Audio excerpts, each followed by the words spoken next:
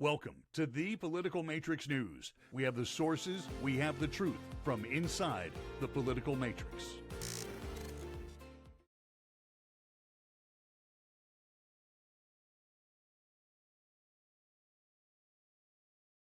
Hello again, and welcome to the Political Matrix News. Rob Milford, Greg Fink, Scott Miller, all on time and on target.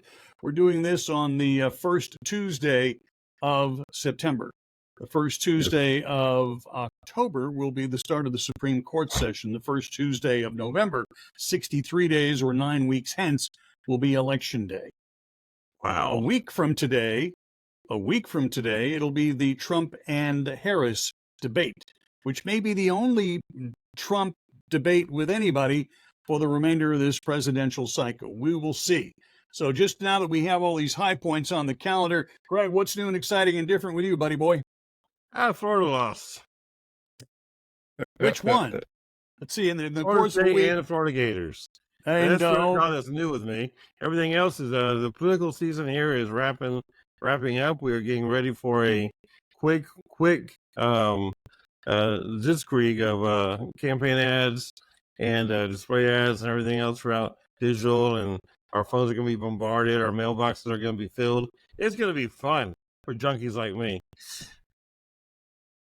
it'd be more fun if you were the one making the mailers. We are going to be making a lot of mail. Yeah, we are actually doing a lot of mail. Getting paid for that. Scott, you know anything about making? Scott, you know anything about making good political mailers that really help your candidates? What are the high points? It does. I have a little bit of experience putting together good messaging for candidates over the last 25, 26, a lot of years. 30 years ago. We will stipulate to your experience. Let's talk about what makes it good red meat to bite into, what gets people's attention. Oddly enough, it's the truth. Exactly. Whoa, the truth? The truth. They can't handle the truth. Oh my God. They can't handle the truth. It's like Rick Alson had an article today about how all these PACs and doing this negative attacks, and the negative attacks failed. Sam Parker ran for county commissioner. His negative attacks on Bobby Burkett failed in his negative mailers. The truth won. Calkins was attacking everybody in negative stuff. It failed. The truth won in that campaign.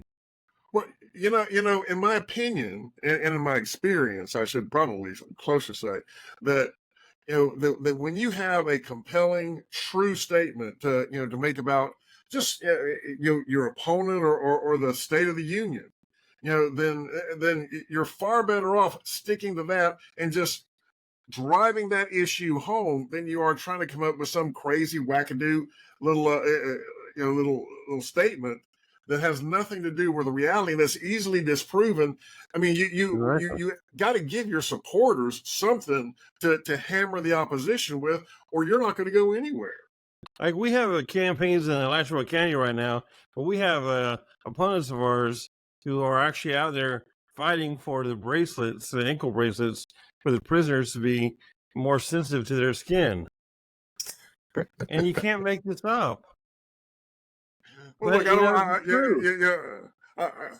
want them to be I don't want them to be rotting their legs off. But if the thing's hygienic and prevent and allow circulation, well, guys, you need to behave better, and we'll wind up with this extra jewelry. Hey, exactly. Joe Arpaio, wait. Joe Arpaio out in Phoenix, Arizona, Maricopa County, used to have big old army tents set up out in the play yard of his jail. And you, Mr. Prisoner, in jail, because the difference between jail and prison, if anybody doesn't know, jail is always local and is always less than 365 days.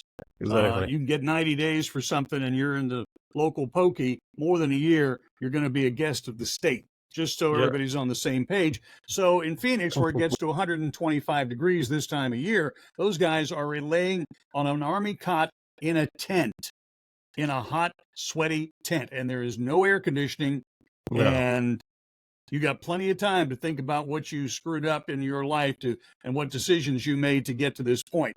The thing that really gets me about politics right now is that one political writer has decided that she knows better than anybody else what Christianity is all about. And as certain campaigns, meaning the White House, figure that Christian nationalists are a threat to the United States of America, she came up with this definition of what a Christian nationalist is. Scott, you brought this to our attention. You pick it up from there. Okay, so Heidi Prisbilla, I've never actually heard her name spoken, so I can't really say it. I'm probably butchering the pronunciation. Well, I'm sorry for that because I'm not trying to mock anyone. But she's a writer Okay. for Politico, and she was on MSNBC, coming up with part of the left's campaign strategy is to demonize everyone they can, turn everyone they can into a bad person. What, in my view, where she kind of went off the rails here was when she started talking about extreme conservative Christian nationalists. Well, extremists, they always say extreme because being extremely something, is apparently bad. What if I was extremely good? Would that be bad? Apparently, it would be in the view of the left. But her definition for extremist Christian nationalists. And the difference, let me see, I want to quote her accurately, or we'll play this clip in a minute, I guess, but her exact words are to say, I had it a moment ago, where'd it go? Okay, here we go. So the thing that unites them as Christian nationalists, not Christians, because Christian nationalists are very different, is that they believe that our rights as Americans and as human beings do not come from any earthly authority. They don't come from Congress. They come from God. So she's literally saying that our rights come from the Constitution. They come from from the government, from the Congress, from the president, from whomever deigns to give us these rights. My issue with that is that anyone who's read for I guess sixth grade history knows that the Declaration of Independence, the second paragraph of the Declaration of Independence says we hold these truths to be self-evident, that all men are created equal. They're endowed by their Creator with certain inalienable rights, that among these are life, liberty, and the pursuit of happiness. So in her view, the founding fathers are Christian nationalists. Wait a minute, using that definition. Let me quote Joe Biden here. We hold these truths to be self-evident and all that other stuff. Greg, you've got that clip, and you can pop it in right here. Yeah, absolutely right. And I have not looked up good old Heidi, but I'm fixing to, so you talk a little bit more about her lack of understanding of the history of the United States and such like that. Well, like I said, this is the same old.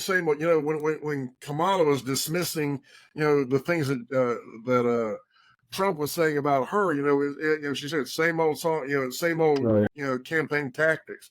But the reality is they're the ones that use these, very, very, dark tactics where they demonize people, and so that they don't have to talk about whether or not there's, an issue is good or an issue is bad, because they've already established, amongst themselves to the point where they can talk in this shorthand in front of people, and people start believing it when they talk in this shorthand, that this person is an evil person.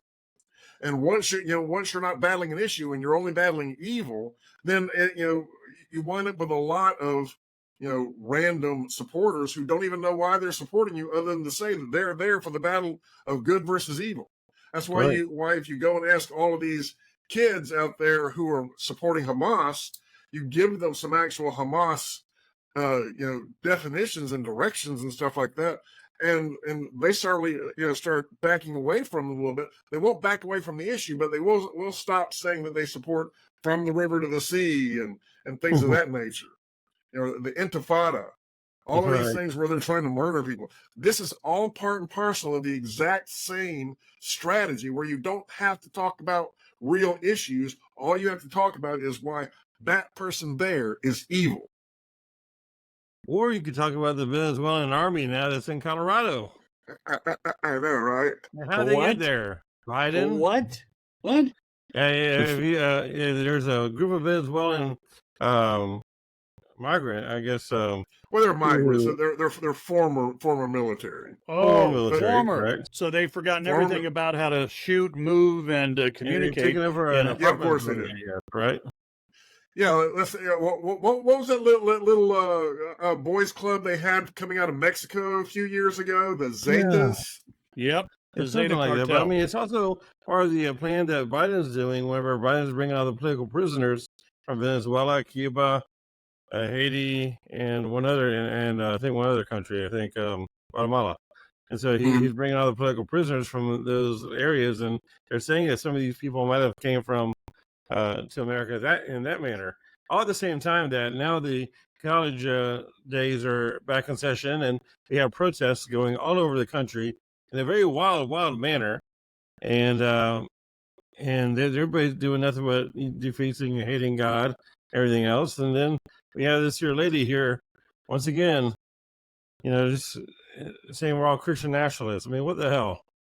I mean, our country is founded on very secure principles and very secure ideology and everything else. And I mean, and this whole idea, I mean, they want to keep on running away from God. Go ahead. You go ahead, and this is what happens. Your country gets set on fire very quickly. And it's getting set on fire again very quickly during the election year, Camilla. Good luck. It's your, you're the incumbent. It's yours, baby. I literally just heard J.D. Vance making a point when he said that Kamala is talking about all these things she's going to do if elected president. She's going to do this. She's going to try to pass a bill to do this or try to pass a bill to do that. Do it now. She's currently the vice president. She has the ability. They're talking about selling U.S. steel, about Nippon Steel buying U.S. steel, and deciding whether or not it's a good idea, and she's lamenting, what can I possibly do? What can I possibly do? Well, you can go talk to the regulatory agencies and tell them to kill the deal because you're currently the vice president. Apparently, currently the president, since the actual president seems to still be on vacation. I mean, basically, if you heard Netanyahu's response to him and Israel's response to him whenever they asked today, do you think Netanyahu's doing enough to go ahead and get the hostages back? And Biden says no very aggressively. And basically the people in Israel will say, well, he wouldn't spend so much time on the beach with his martinis if he'd actually know what's going on in Israel. And so they might not put martinis. They might just sit on the beach. And absolutely. Martini thing. Agree. But, but the whole thing is that he's out to lunch. He's not working. He's not being the president of the United States. He's not being commander or even sergeant in chief. E3 in chief, E1 in chief, E2 in chief, anything in chief. He's not being anything, period. And we have these people in Israel being shot and killed. And the ceasefire, Hamas has turned down all 6 ceasefires. They've turned them all down. Israel and America has gone and put the ceasefires together. Israel can't do any more than what they're already doing. All they can do is defend their country and try to stay alive. Nice Palestinians and everybody who wants to run away from God and make sure this country runs away from God. And they wonder why it's burning in hell. Really, this country's on fire right now. And it's going to be, like I said, the next 60 days are going to be really, really fun.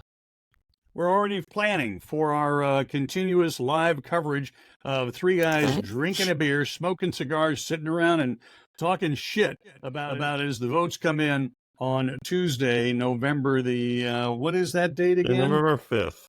November the 5th. November 5th. Time flies when you're having fun. Cinco de Novembro. Cinco de Novembro. that's not the Spanish word for it. I know. I just couldn't remember. You can't make margarita with us. Yeah, before you start blowing us up, I know that's not the right word. It was just the funny word. So get over it. Thanksgiving margarita. Turkey flavor. Okay. By the way, we really would appreciate a subscription on your part. A like would really help. And of course, you can share this because you'll go, you got to see these guys goofing on politics. Speaking about goofs, let's go ahead and embarrass the governor of Florida and see what happens. We'll talk about that on our next exciting adventure of the Political Matrix News.